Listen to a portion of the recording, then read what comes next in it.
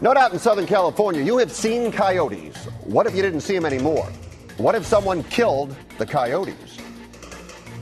Now, we knew Boris Yeltsin liked to get down, but wandering the streets in his underwear. No world leader should get down like that. Hey, that guy's going to rob the bank.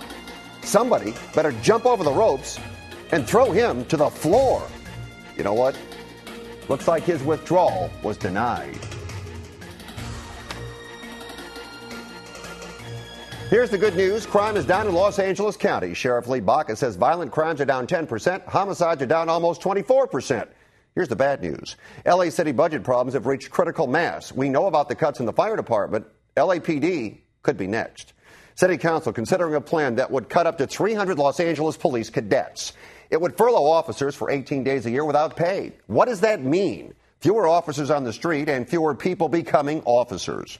Crime is down in Los Angeles, but is this the time to start removing officers from the street and put on a hiring freeze? It would seem to reason fewer police would mean more crime. Our contributors tonight, Ron Kaye from RonKayLA.com and actress and social activist Debra Skelton. Ron, I'll start with you. If it's come to this, should the city furlough officers to save money and the cadets?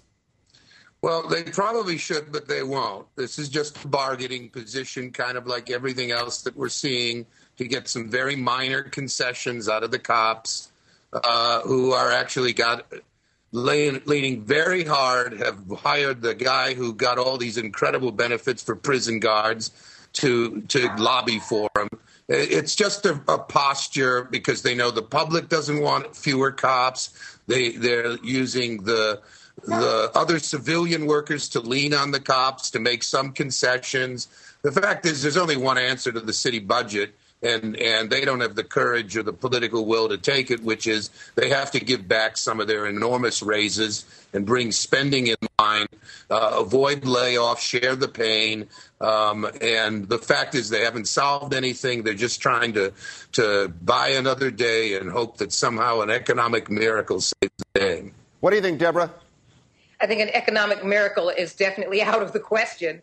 And I think if it is posturing, unfortunately, Los Angeles works on a basis of fear. We all work on a basis of fear. The whole country works on a basis of fear. And I think that although people should feel threatened, I don't think that that's actually going to happen. Although crime is down, it's not going to stay down. And the more that people talk about municipalities like the police department having budget cuts and furloughs, I guarantee you crime is going to go back up based on the idea and the concept that fewer cops means more accessibility for crime in the streets. All right, Ron, I'm going to give you the last word. I need about 20 seconds on this. You point out that this is basically a play to the public, but they talked about furloughing and cutting back in the fire department, and they did it. Why is this not going to happen here? Well, they did it, but they backed down on most of it. They brought the fire guys back. They paid them overtime for the station fire. And the problem they have is that in 6 months, 3 months, 9 months, they're going to be laying off all kinds of workers because they don't have the revenue, the money. They don't have a solution. And instead of fixing it now, it's going to become catastrophic and push the city to the brink of bankruptcy later next year. All right. Let's move on now, and I'll ask both of you, what do you think about this? During Mass at Our Lady Queen of Angels Church in Los Angeles, religious leaders told the congregation that illegal immigrants should receive free health care. The position, there is a moral and spiritual imperative involved. The Roman Catholic Church considers health care a basic human right. Father Roland Lozano said, "We're doing it because we believe it's what God wants us to do." Deborah, should the church be involved in this? What happened to separation of church and state? Separation of church and state, unfortunately, is starting to go the way of the dodo bird. Everyone has an opinion on it. And I don't think any person of the cloth should conduct business that is according to a government business.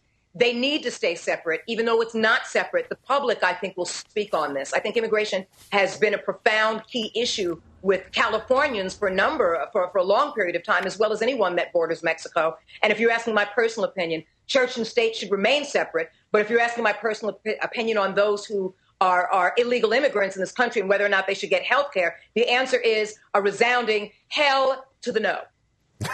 Ron?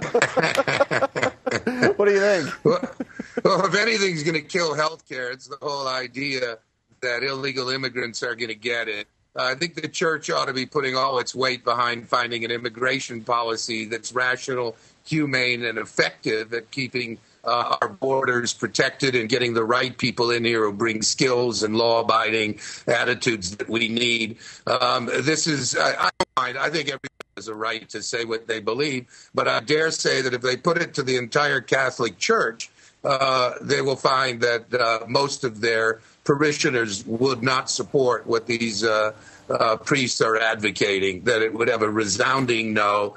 It's absolutely destructive to the debate. I think we desperately need universal health care. And if you want to kill it, the only two ways to do it are talk about complete socialization of health care or letting illegal immigrants have the same health care as the rest of us. The truth is they do get health care. They go to public hospitals.